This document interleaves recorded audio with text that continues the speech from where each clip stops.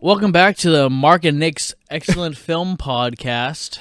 This is Mark I was gonna speaking. Say, you're Mark. I'm Nicholas. Yep, and today, what did we watch, Nick? We did something a little special. We didn't watch a random old movie. We went to the movies, and we watched Everything, Everywhere, All at Once. Yes, directed by whom? I don't know. You have it pulled up on your phone, that's why I asked. I have the cast pulled up. Oh, okay.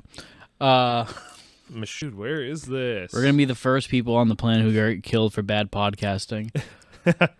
Dan Kahn and Daniel Schnert. Sure, that's their name. Yeah.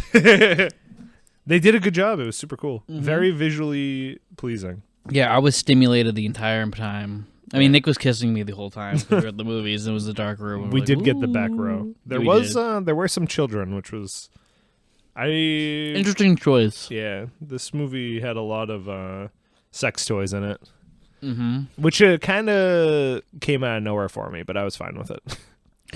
I don't know. I think I expect that weird Zoomer humor from A24 movies where it's just like, what if we just threw in a dildo? And A24 is like, yeah, baby. I would have. And then film bros go crazy over it. Like, it's so meta. It's deconstructing everything because it's like something we've never seen before. It's a wiener. Yeah, it's a pee-pee. So basically this will be pretty spoilery, this podcast. So oh yeah, if you want to see it, definitely see it. It's too long didn't read. I liked it. Yeah, I also liked it. Not my favorite movie ever, but it was a good A24 movie, especially. Yeah. Nick always walks into movies thinking, is this going to be my favorite movie ever? Let's see. And usually it's not. Yeah. But sometimes. Yeah. One time I've seen it happen. Good time? No, On Her Majesty's Secret Service. That was incredible. And also, speaking of A24, Mark was one of the people who showed me A24 first, and when we both worked at the same movie theater, he was like, you should go see Good Time. And I was like, what? And you're like, don't look it up. Just go watch it. Yeah. And I was like, oh my God, that was so cool. And then I stopped watching trailers from then on. Yeah, it was funny. Like, I remember it was around that time period where I kind of figured out what A24 was, too, like in 2017. Because I was like, I guess I was late to the game, boys. But I remember, like, I just kept seeing movies. And I'm like, I keep seeing that fucking logo everywhere. That sweet ass logo. That sweet fucking logo. Like I think the first one I saw where I was aware of it was Moonlight, and then it was Swiss Army Man. Like a couple weeks later, I was like, all right, what's going on here? Yeah. And then Good Time and Lady Bird like came out back to back. And like, all right, what's going on here? In that period too, there's one called, I think it's very underrated, called Free Fire, which was fantastic. Mm-hmm. Good movie. That had Brie Larson in it, pre-Captain Marvel. It also had Armie Hammer, Mr. Cannibal himself, allegedly. Yeah, make sure. Yeah, we have to be careful. Yeah. So talking about OJ, they always say allegedly. Yeah. You didn't be talking about that thing. It's I say OJ allegedly Simpson. Yeah. Supposedly. But yeah, I usually am not disappointed by A24. So I'm willing to give them a watch on anything. I missed Lamb though. That was one that I was like, maybe I'll see that, and then I just never got to it. And everybody was like, it's all right. I was like, maybe I'll save. I heard too. Maybe I'll save the 2 hours.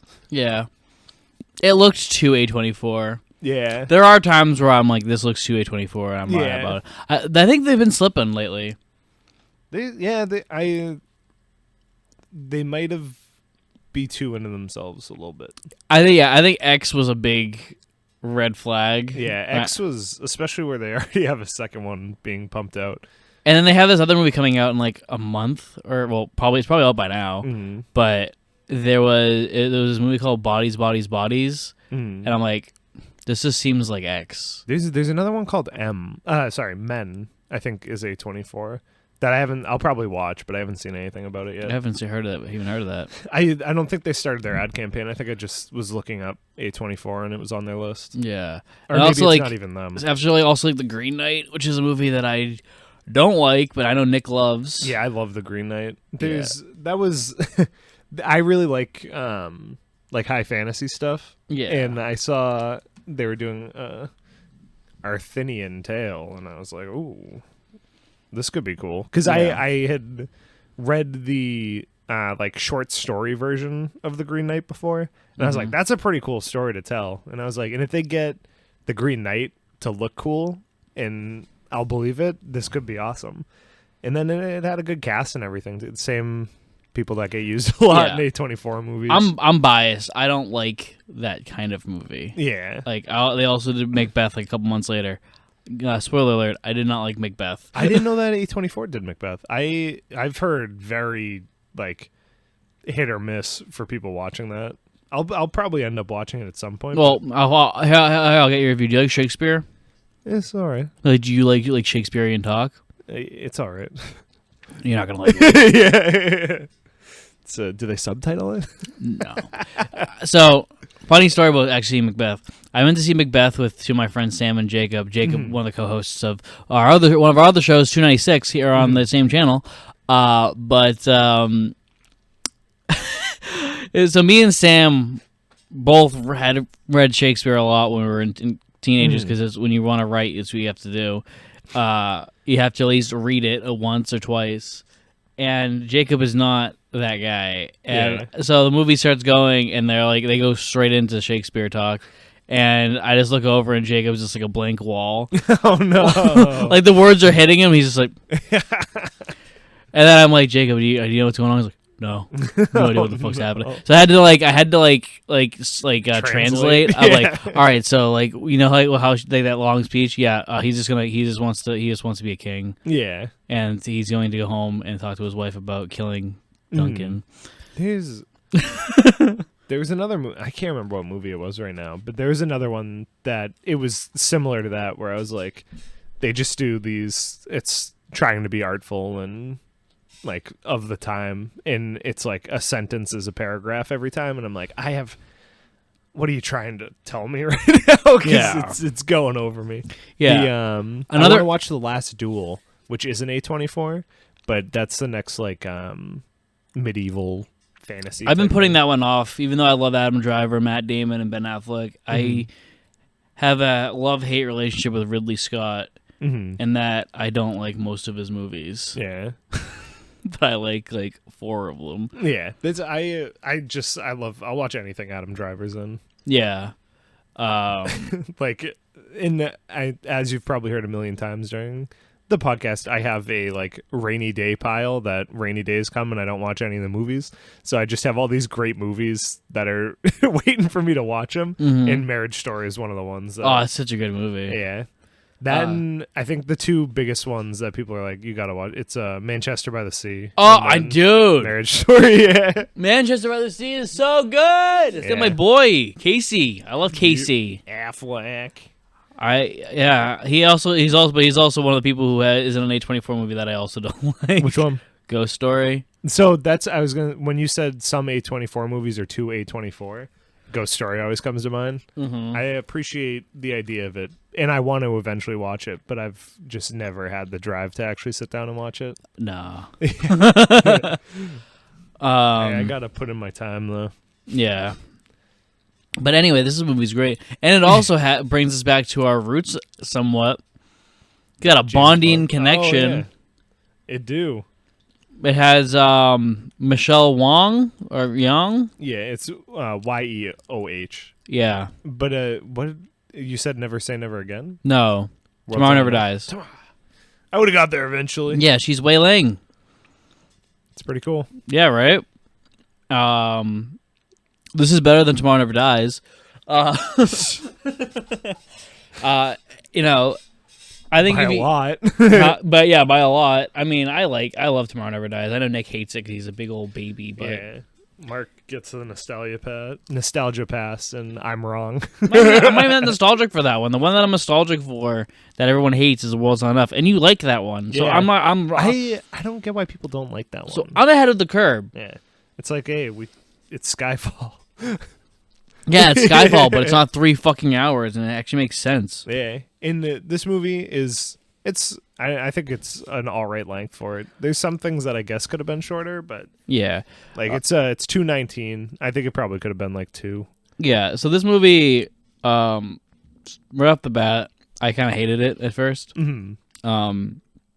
Because I think it's one of those effects where everyone's telling you it's great, and then when it's not, like blowing you away in the first like second, you're like, "Fuck this movie." Yeah, as soon as we walked out, we started talking, and I think when movies are like this deep into an idea that's like science fiction, and it like in this case it's multiverses, it's like you have to explain Everything. what your rules are, what it is, and Yeah. that is like 40 minutes of the movie. Mm-hmm. And but I think they keep it clear and they stay to their rules, which like Avengers and stuff, I think Don't. yeah, the one they don't keep to their rules at all.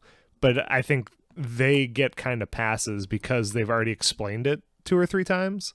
So they're like, okay, we don't really have to explain it this time. Just go right into it, which I think ends up being a better end product. But in a case like this, you have to explain it, or general audience isn't going to know what you're talking about. Yeah. Those 3 little kids that were in the theater would have no idea what was going on. Yeah, they had no idea what was going on. They had to leave. It's true. Yeah, I think like I hated.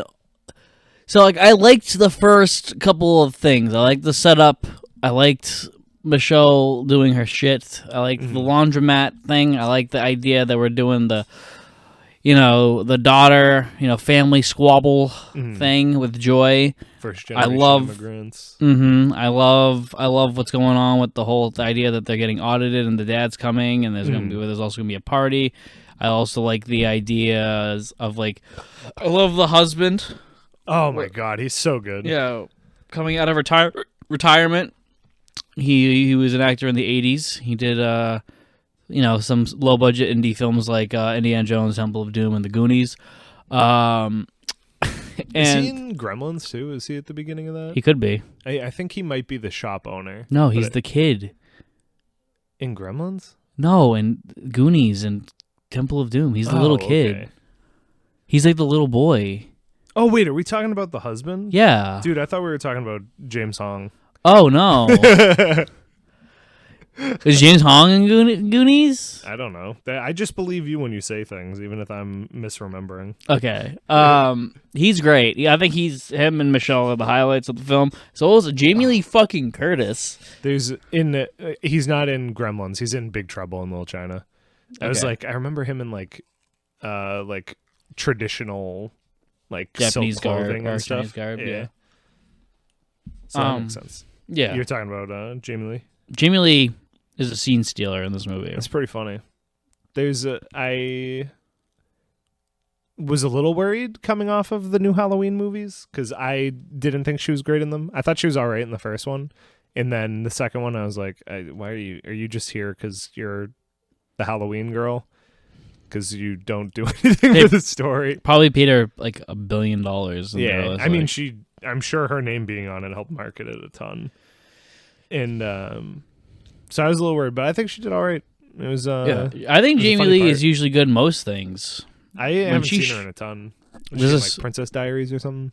There's this one movie called A Fish Called Wanda from the 80s, and it's written by John Cleese of Monty Python. And it stars him and Michael Palin from Monty Python and Kevin Kline and then Jamie Lee Curtis, and it's one of the funniest movies I've ever seen in my life. That's pretty great. I was thinking of Freaky Friday.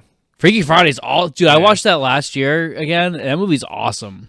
That's a legitimately good movie. Yeah, I think the idea of it's pretty funny. Yeah, she's also in True Lies. I haven't seen that yet. It's good. It's a good James Cameron action movie with Arnold Schwarzenegger, and then you got what else? What else is Jamie Lee in that I like? Nothing else, but like, just kidding. But she's also the only good part of Knives Up. Oh, or Knives Out. Why do you hate Daniel Craig so much? He's good in that. All right, she's not the only good thing about it. Ama de Armas is great, Is and that so the is Michael. maid, or the nanny lady? Yeah, I think she did a good job in that. And so is Michael Shannon, but the movie itself is stupid, and Daniel Craig sucks in it. It's just Clue. No, it's not. I mean, it's just the idea of Clue. It's a whodunit, but you know who done it. Yeah, I hate that. Why is it so hard nowadays to tell you to do a whodunit? I didn't know it was her till the end. But it wasn't her. It was Chris Evans. Yeah. And it's obvious. And you're like, obviously Chris Evans is behind this. and they were like, no, he's not. And they try to trick you. And it's like, no, obviously he is. Yeah. And then it's like, guys, hear me out. Chris Evans was the bad guy. I'm like, oh, you don't say. I hate that because then it's like casting. It's just casting against type where it's like, you would never best Chris Evans because he's Captain America, and it's just like, well, I mean, that's why he's gonna be the one who done it. He's a scumbag from the beginning of that, at least. Yeah, but it's and that's how you know. You've just watched the Marvel movies too much, so you think he's Captain America. I'm just kidding. Yeah. Oh, he's real mad. Mark, sit back down.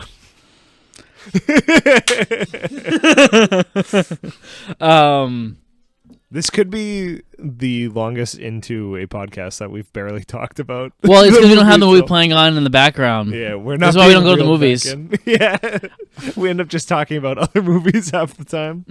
It's important. The first thing, like things I really liked, the cinematography at points I loved.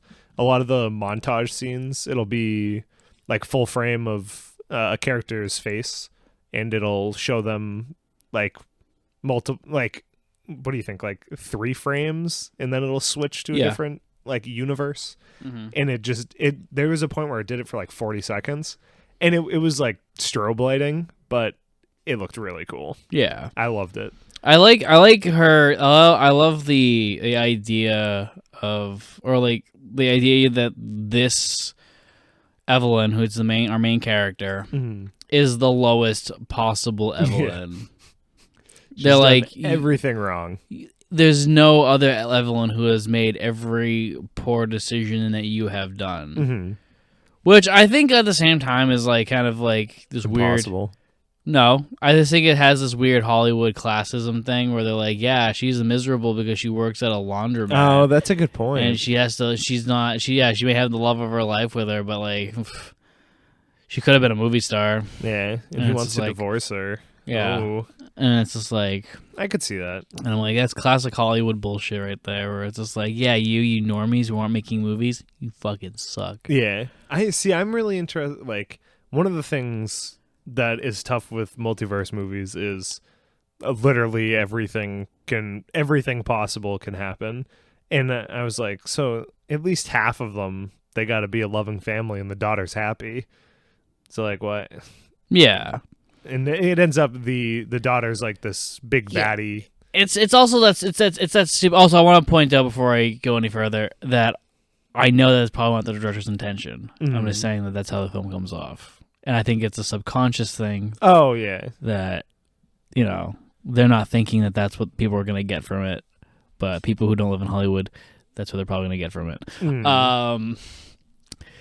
Yeah, no, I always hate that shit where it's always like, it's just this one. Like, it's like, remember in Infinity War, they're like, there was no other way. Like, there's probably another way. Yeah, there was another way. Like, Doctor Strange is like, I looked at every possible outcome ever, and you saw us put Ant-Man up his ass? You looked at that one?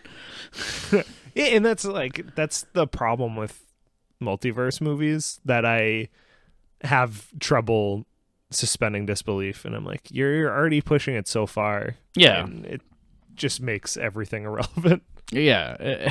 I am glad it sticks to the, like, so towards the end of the movie, the crummy one who has made all of the poor decisions her whole life, or picked the bad ending at every, decided to stay in that one. Yeah, at every branching one, stays there, and it seems like the daughter from that one is also the main villain. So I'm like, okay, at least it wasn't like the main villains from this other one over here, and we have to send her back to her timeline, or everything gets I don't think up. she is that one. Because like the thing is, they all embody. She would have known, yeah. They all embody each other. Mm-hmm. It's just that Joy isn't completely aware of it. Yeah. Joy is from the Alphaverse. Or No, because the bad one's looking for the Alphaverse to destroy it or something.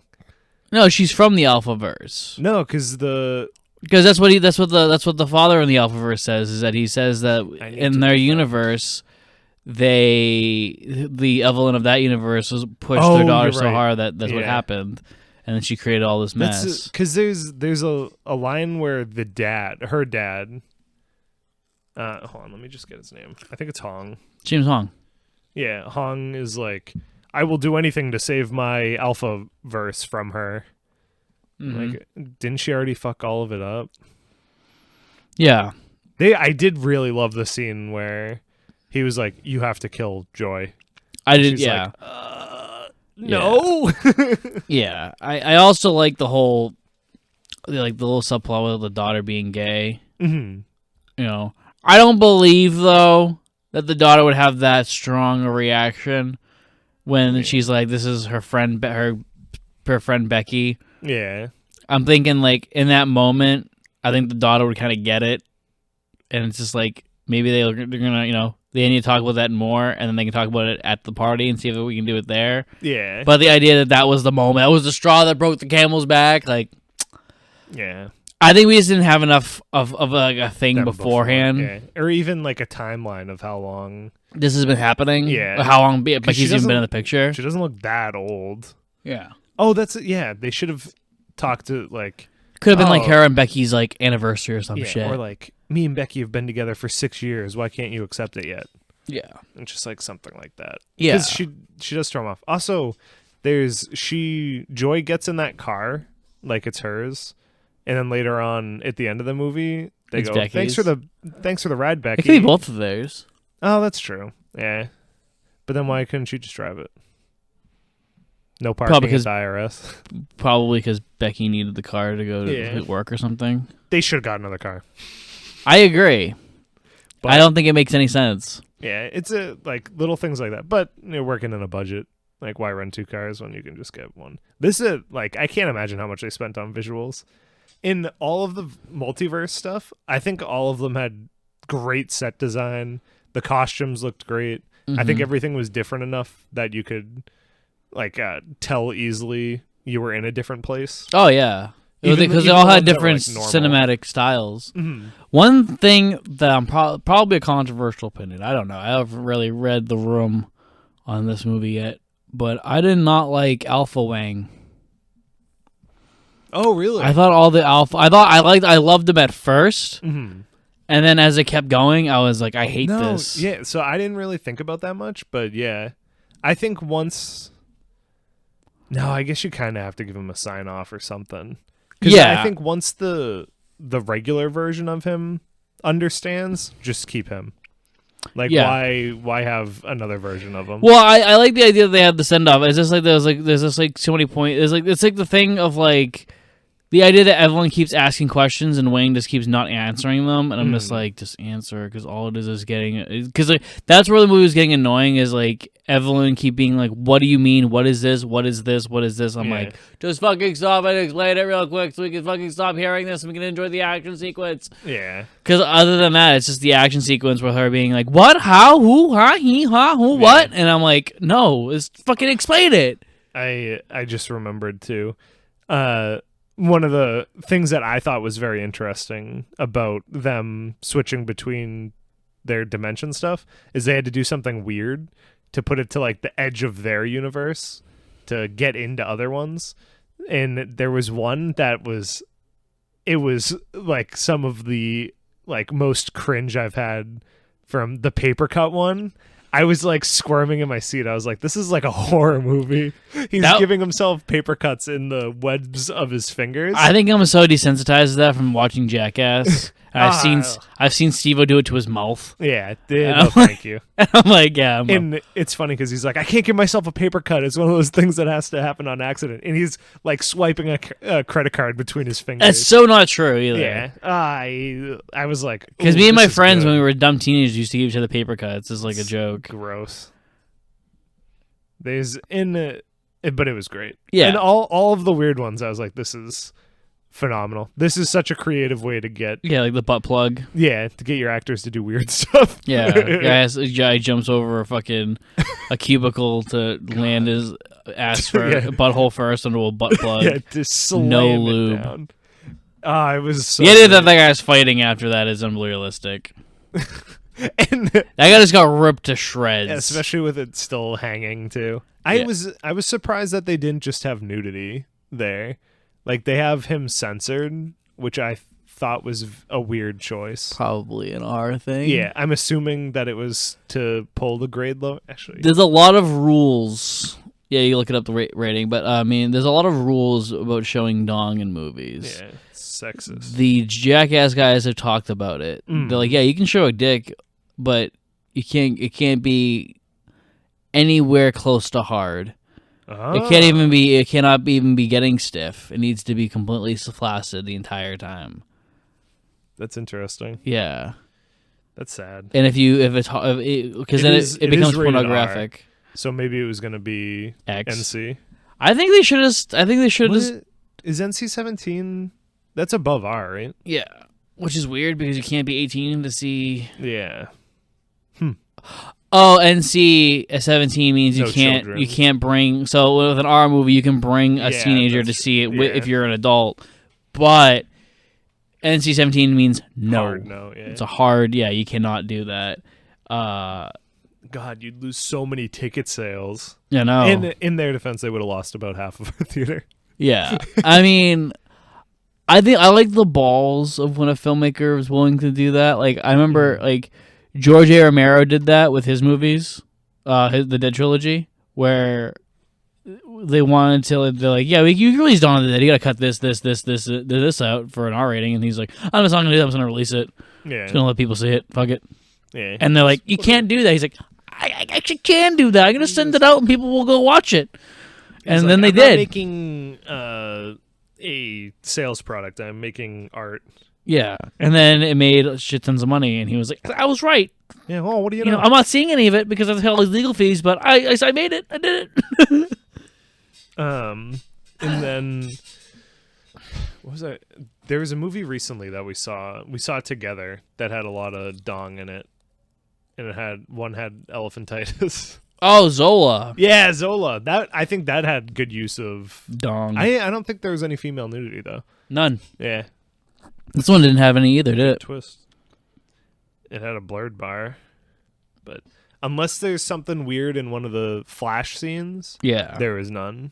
The closest thing was just the butt plugs. But to go back to Alpha Wang, yeah, because this is where my major criticism of the movie comes in. It just feels so hokey and movie. And every time, like as I said, the first time when he showed up, like, oh, this is dope as fuck. And then once he disappeared and then he came back, like once he got killed in the closet, I was like, that's a good way to end that. Yeah. And then it kept going. And I'm like, yeah, I think that would have been a perfect sign-off point. Yeah. Of now, like, clearly she is the best at this. mm-hmm. So just let her do it for now on. Yeah. We don't need you to come back. Yeah, it was just like, cause like by that point I was like, that was like the point where I was like, ugh. And then when I figured out that Joy was gonna be the villain, I was Dude, the second a short lady showed up, I was like, that's Joy. yeah. was like, There's no way that's not there's Joy. no need to fucking beat around the bush. We all know who that is. You Yeah. you hired a distinct actress to play the role. We're gonna know. Yeah. It's like hiring fucking Wee Man. You know it's gonna be Wee Man. Mm-hmm. So it's like, I don't know. At first, I hated that idea. I was like, oh, why are we doing that? Yeah. But then they made it work. I think they made it work so well that I teared up a little bit in the theater. You know, and then I leaned over and punched Nick to feel like a man again. Yeah, you gotta. Towards the end of this movie, I get very easily emotional for movies. I don't know what it is. I don't know if I have like far too much sympathy and can in movies like be like, oh, I'm like kind of in this moment, and I'll be like teary eyed and be like, I have no connection to anything that's going on right now. Why am I upset? Yeah. Yeah, you should have seen Nick watching Diamonds Are Forever, and it was fucking blubbering like a fucking I couldn't take it. Idiot. When Mr. Wint died. What an ending. Yeah. He was like, what about Mr. Kid? What's he gonna do without him? Yeah. They're like buddies. They were roommates. And then what do we got? So did you tear up? Yeah. Yeah. For like I like when the Wang is like standing. He's like, no, like stop. This is dumb. You guys are all killing yourselves. Yeah. And she has like that emotional thing. And then I was sobbing at the rocks. Me too. That was great. Rocks hit me pretty hard. Yeah, I mean, I'm trying to think of other, like, yeah, so like my all my flaws happen within the first act. Mm-hmm. The second act is flawless in my opinion. I think the bagel thing was kind of dumb.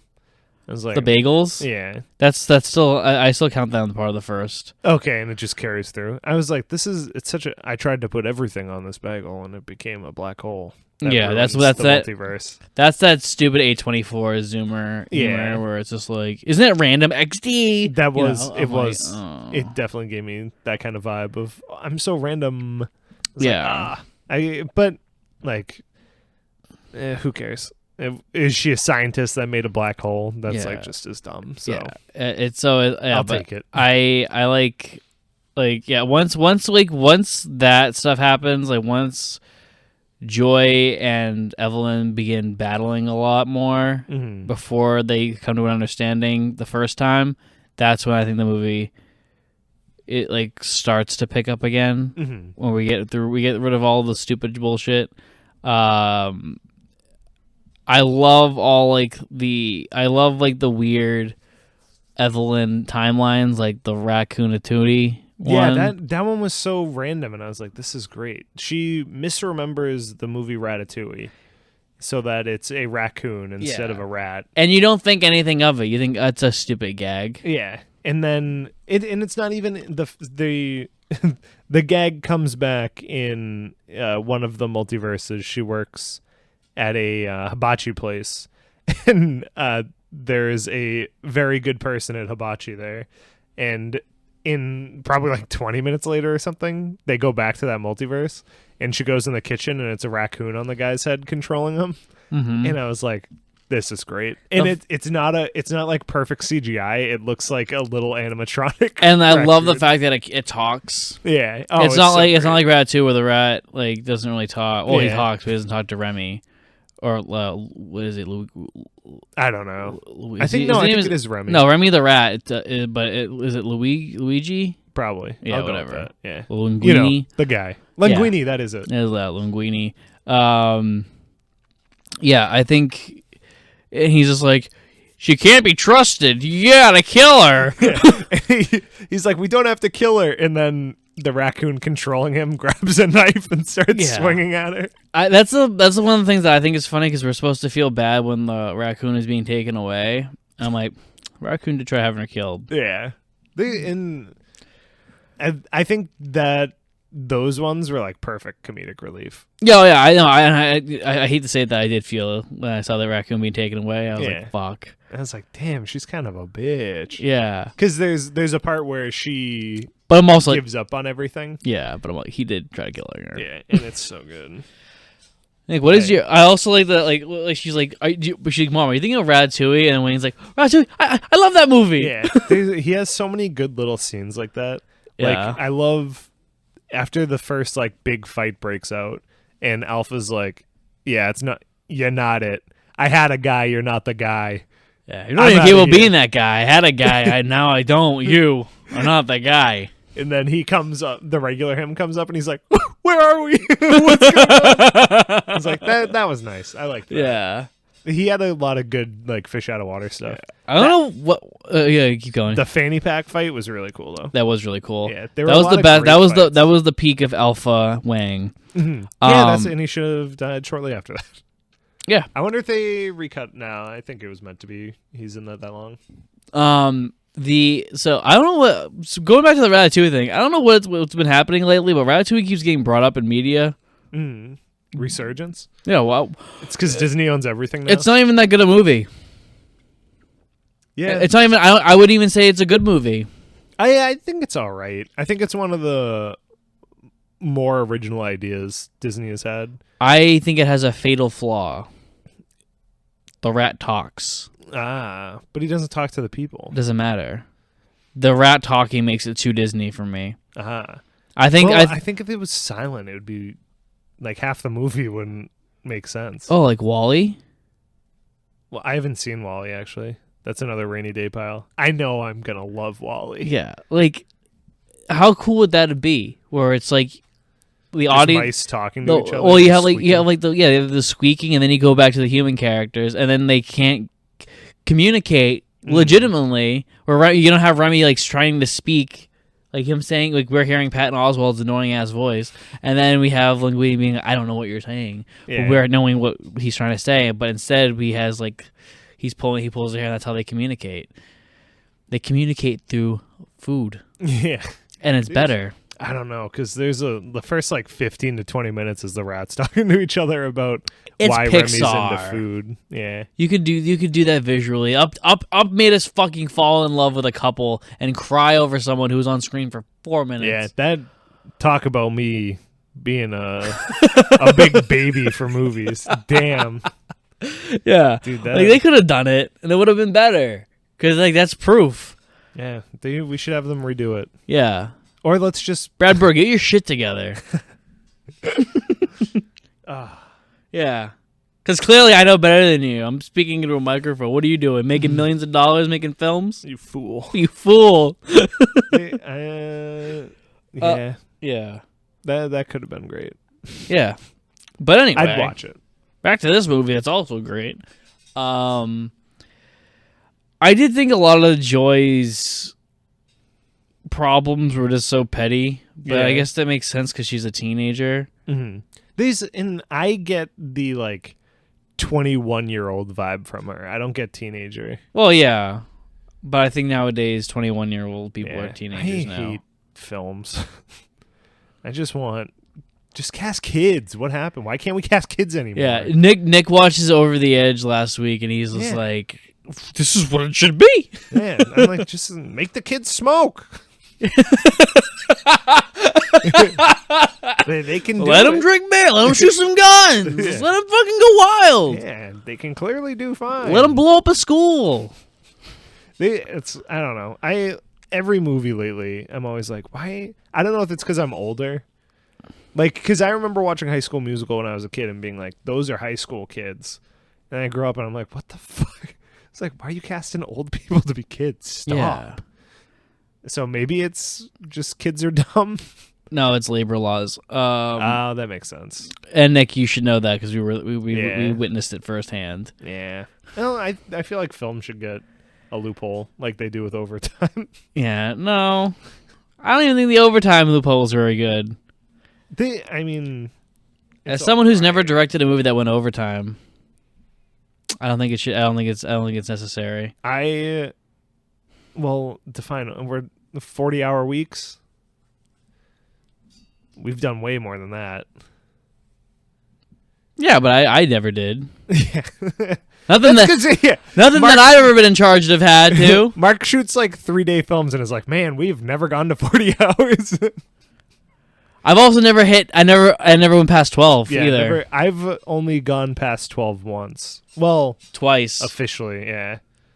I've never gotten paid overtime. 3 times. Besides once. Maybe 4 times. There's been, thinking back to times where we'd go to Rhode Island, I guarantee I was there for more than 12 hours. Yeah, we weren't on my year on the air. 12-hour turnarounds every time. Yeah. I would have went past that when during that time, but Jen told me no. I was like, Jen, can we do another hour? She's like, no. I'm like, okay. Damn. What was it? Third Eye? Third Eye, we were in Rhode Island. That day I think I woke up at 7:30 to get down there, and then I got back in bed at 5:30 in the morning the next day. Yeah. Like, I was like, damn, I almost just worked 24 hours. Mm-hmm. And then we had to start shooting 3 hours later. Yeah. And Nick was like, I'm not coming. Yeah, I said, hey, no. And I was like, I don't blame you. Yeah. In some of the stuff, like, I was offered space to stay down there, and I was like, I don't want to stay here. I want to go home. No, we shot in Lowell the next day. Oh, I probably just didn't want to hang out. Yeah, with you just didn't guys. want to. Yeah, makes sense. Yeah, sometimes I go, not feeling it. Yeah. But anyway. Oh, who did sound? Ryan. No, did we shoot here? Because I showed up that day. I showed up late. No, that was on That was Stand-Up Guy. Right? Yeah. Look at us. So many movies in our catalog. filmography. A lot of them are released. Yeah. Good point. Well, look on, that YouTube channel might have them. Yeah. Someday. Anyway, back to the movie. What were we talking about? Oh yeah, the kids. I don't think. Get rid of child labor laws. Yeah, get rid of them. Bring the kids back. Yeah, you feed them drugs. Yeah, they're coked up. They work longer. If they're on amphetamines, I can't think of at the time. No, I don't think. I think the daughter was probably supposed to be in her mid. She is supposed to be in her early 20s because she's like. All right, I'm fine. Because I think they mentioned the fact that she dropped out of college. Oh yes, you're right. Yeah. Okay, she is cast fine for that. Yeah. There's when you said high school, I was like, is she supposed to be a freshman? Because I don't believe it. No, she's supposed to be in junior high, bro. Yo, that was a 12-year-old. Yeah, she's just driving. But no, I mean, yeah, I think she's casted fine. Yeah, she's a good actress. But yeah, I bought that she was an angsty, bitchy teenager, early 20s adult. There's one of the, as I talked about the montages earlier, of the different multiverses being shown rapidly.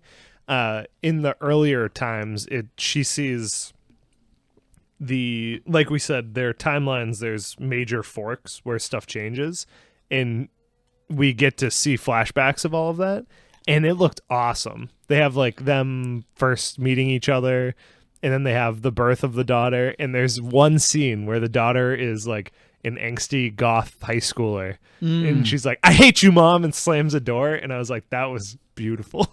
My favorite is when I assume, I probably didn't do it, but I hope, when it turns into 16 millimeter aesthetic, when it shows the daughter running around the laundromat. I love that. Did you? So was there any reason why the aspect ratio kept changing?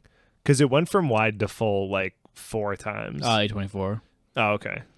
Was there any was it for certain parts or something? Probably. Because I was trying to, after I saw it the second time, I was like, I wonder if this is showing a different universe or something. I was like, I don't think it is. I think so. Well, it's the same reason why the shutter speed goes down when when she's in China, because they're making it look like I can't believe I'm forgetting the director's name, but he directed In the Mood for Love. That guy. Yeah, him, who's a great director. He makes great movies. But sometimes in some of his movies they'll turn down the shutter speed and you'll have this weird effect of people floating in the background. Yeah. I did not like that. But I think if you watch his movies, you will like it. And that's, as an uneducated film person, I went, why are they trying to get so artsy with this one? I was like, this is really pulling me out of it. Because they're really literally taking that thing. I knew exactly what they were doing as soon as I saw Wang and the way he was positioned and standing. Dude, he looked so sick smoking. That Wang was cool as fuck. As soon as he started smoking, I was like, they're doing the one fuck, aren't they? You motherfuckers. And I was like, oh my god, they're gonna turn on the shutter speed. And they did. I'm like, oh, who would have guessed? It was I loved that. I loved it. Yeah, and I one joke that fell flat for me though. Was the 2001: A Space Odyssey one? I don't even remember that one. The monkeys with the hot dog hands. I thought that was wicked funny. I thought that joke felt. I was so fucking out of. I feel like that joke was so good when you're in the when him and the writer are writing together and they're like, did you imagine we just did 2001? Yeah. I think that's funny, but then I think in practice, obelisk? I didn't see an obelisk, so it might have, because they were trying to show that she went to a splitting point 10 million years ago, and they're like, you're not supposed to be able to go that far. You're supposed to be able to do life choices you made, and she has gone to the start of civilization. and they were like, she might be the one. But if there was an obelisk and stuff, I'd be like, yeah. But I think they were just trying to show. Well, like the monolith? Yeah. Well, no, because that's what happens in that scene.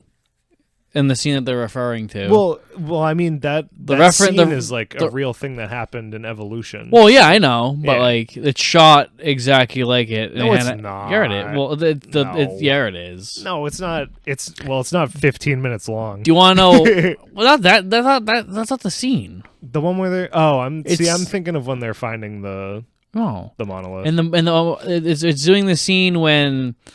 After the apes touch the monolith, and then he comes up, but he brings the bone to the thing, and he starts beating the other ape with it, and it's just like, well, that species is going to die out, and this species who figured it out is going to evolve, and that's what they're doing. But instead of him beating them with a stick, they're beating him with their hot dog hands, and then they cut to they showed like the regular human hand. Yeah.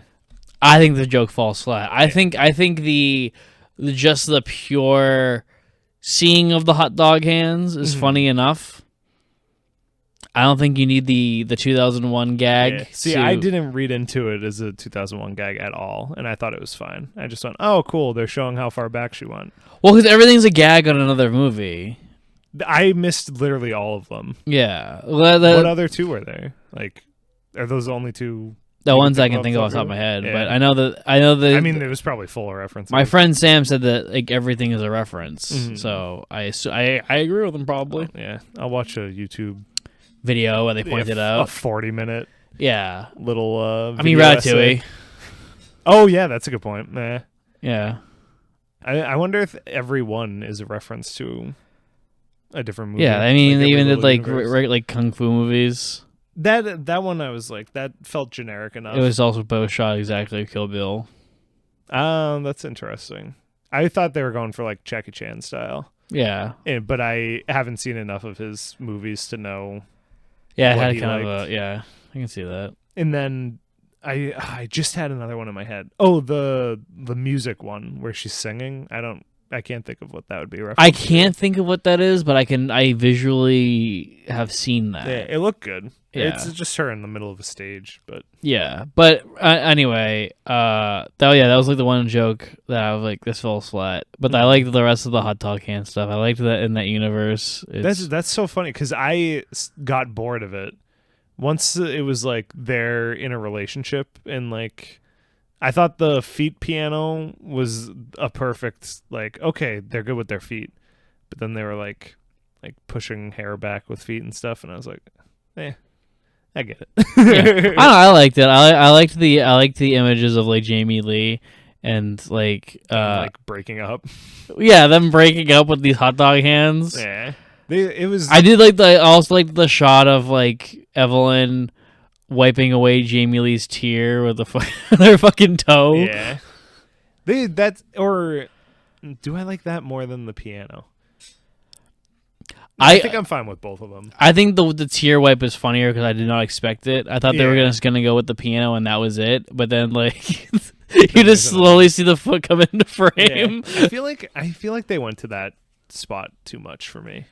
I can see that. Yeah, because I don't think I needed any of like that the like soap opera that plays, or I think it was probably a movie because the musical. Yeah, I was like, okay, they're getting like ketchup and mustard all over their faces. Yeah, that was a little dumb. I was like, it was long. I just liked the sheer absurdity that there's a unit like how. Like, yeah, that's what I loved. I was like, that is a funny thing. Yeah, and then like the idea that one like how can we make this one more insane? Oh well, Jamie Lee Curtis and Evelyn are in a relationship.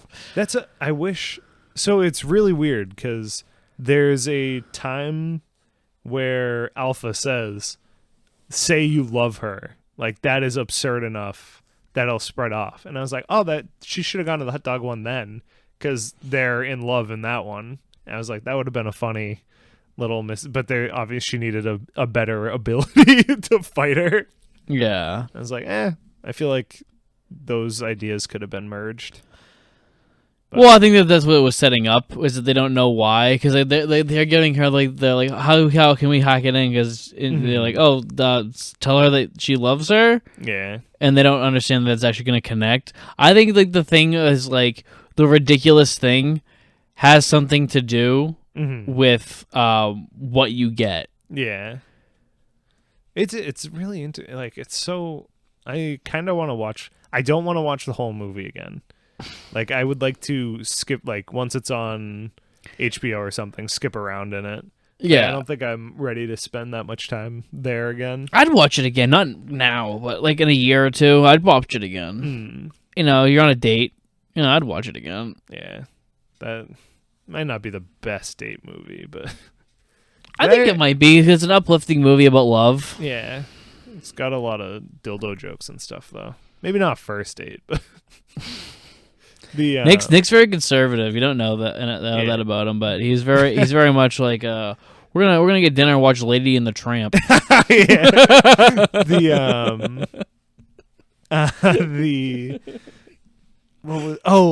Just a little side tangent. One time my buddy, I was like, ooh, like, it was when Wolf of Wall Street had come out, and he was like, dude, you gotta take your girlfriend to go see that. And I was like, yeah, sure. And I was like, dude, what is wrong with you? I was like, are you dumb? Like, what possessed you to recommend this? I did the same though, but that's a long the girl I was movie dating. for a The girl I date, was too. dating was also obsessed with Scorsese, so it made sense.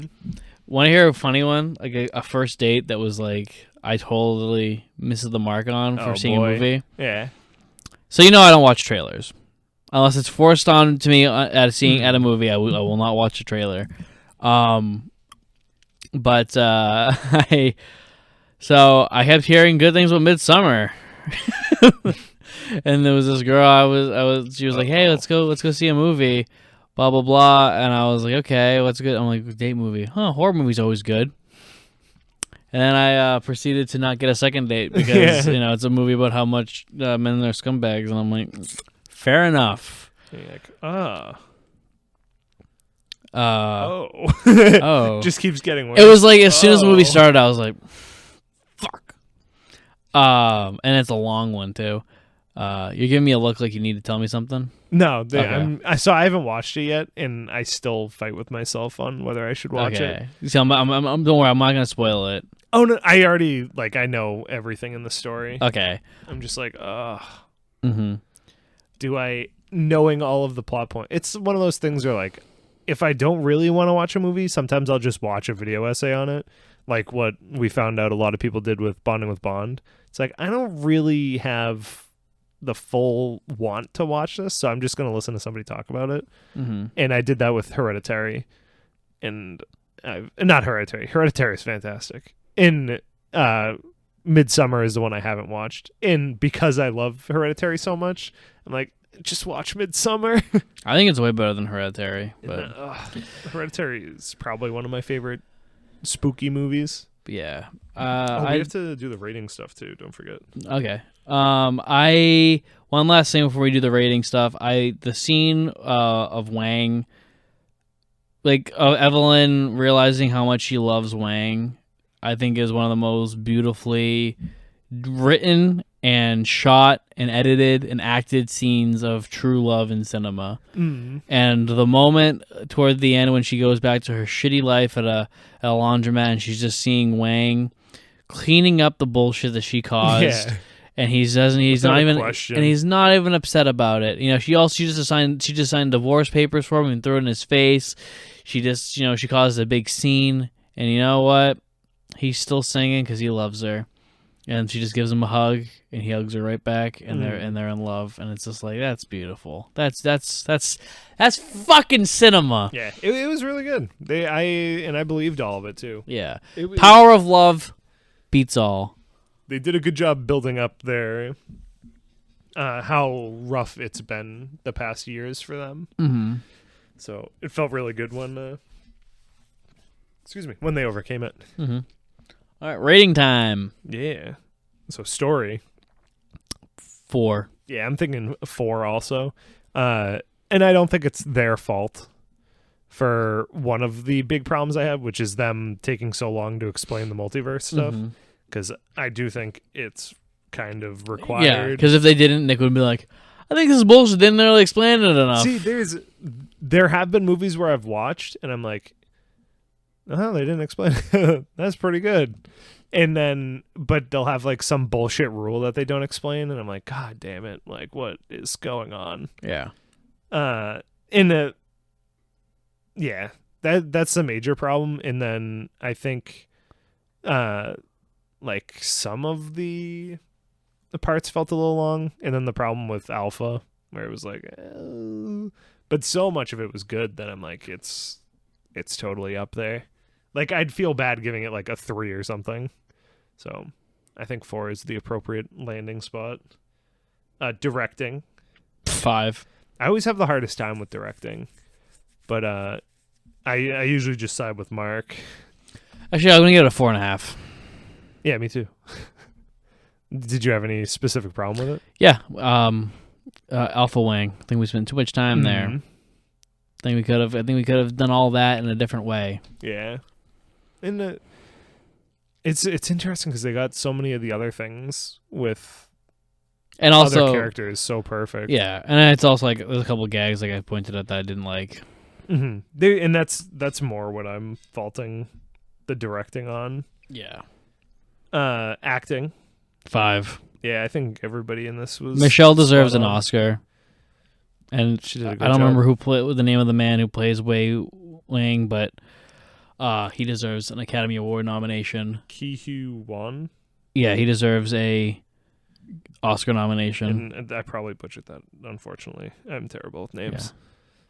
Yeah. But, like I said, yeah, hands down. Fantastic. And Jamie Lee Curtis was good. Yeah. I think all of the, like, C-level stand-in fighters and stuff, they did great, too. Yeah, the guy who put the butt plug in. Dude, that guy, that was such a good shot of him flying over them. Yeah. I think that's really all the good stuff there. Big Nose was great. Oh, yeah, Jenny Slate? Yeah. And Is that Jenny her Slate's name? dog was great, too. Yeah. That was a great bit. Yeah, that was a great perfect. Bit. And they did animal abuse, like, correctly, too. Because it was like... Oh, I love the fact you could tell it was a stuffed animal. Yeah, that's what I'm saying. You could tell it was a stuffed animal, and they have it barking the whole time. Like, aggressively barking, like it's ready to attack. Yeah. I was like, this is great. And then they don't kill it. They cut the leash, and it flies to the other side of the room. Yeah. So I loved that. Cinematography's next. I'm going to give it a 5, even though I had my problem with the... who'd you say the director thing was? Yeah, it's guy made in Mood for Love. Oh yeah, I forgot you didn't know his name. Sorry to call attention to that again. That was the only problem I had, but the lighting and everything in this was so sick. I think his name's Wong Kar-wai. Cool, I believe you. There were scenes where it's just their face and it holds on it for like 15 seconds, and there's just red lights on a cable above them spinning around, and it looks so cool. Yeah. I'm like, oh, I love this. I'm going to give it a 4.5. Nice. What problem? Anything No, particular? just me being a dick. No Day for Night, so. Oh, yeah, 5. The score, I don't really remember anything particular. Yeah, I'm going to give it like a 3. Yeah. It didn't stick out to me. I think that's fair. Like, 3 would be the neutral score. Yeah. 1 being, like, aggressively bad. Yeah. Takes you out of it. Yeah. Art direction, 5. Perfect. It's so good. 5 stars. All of the different costumes, all of the different sets for the different universes and stuff. Mm-hmm. Like, Hong's fucking wheelchair turns into a exoskeleton off screen. Yeah. He just walks in with it and grabs somebody. I was like, that's amazing. Fucking awesome. It's like, I'm so happy about that. I have a feeling they might have had to cut a scene of it, like, transforming. No, I think they just didn't do it for budgetary purposes. Good.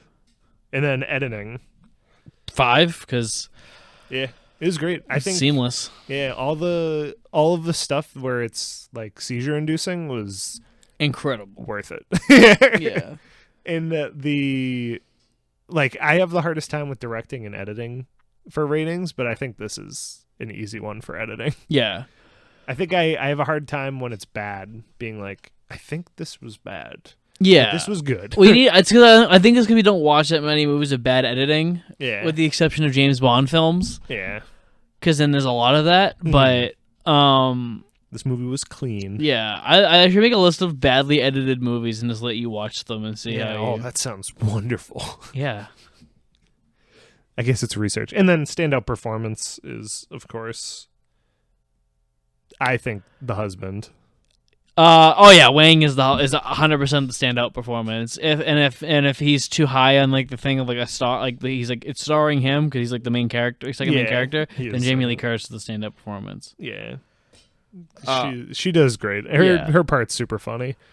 Bad edited movie. If you like movies to watch back to back to see what bad editing is like, is to watch either Taxi Driver or Mean Streets by Scorsese in the 70s. And then watch his movie New York, New York, and you can see what bad editing does to a man. Because you'll notice in movies where like how Robert De Niro does that thing, he'll repeat lines over and over again. He'll do that in New York, New York, but it'll go on for like 15 minutes, and you'll see what happens, and you don't edit that shit down. Yeah, that's interesting. It makes the movie completely incomprehensible and annoying. Yeah, instead of it being important parts, it's just always. Yeah. As a Scorsese fanboy, I hate that movie. So that's how you know it's bad. But anyway, that was Everything Everywhere All at Once. I think you should go see it if you haven't seen it already. And if you already got this far in the podcast, why haven't you seen it? We already told you spoilers. We already told you that we liked it. You should have watched it. Yeah. It's your fault. And even where most of everything that's going to happen, if it ends up on streaming or anything, I think it's worth it just to see the visuals. Oh, yeah, absolutely. And I also think you should watch it to support our Bondian girl. Yeah.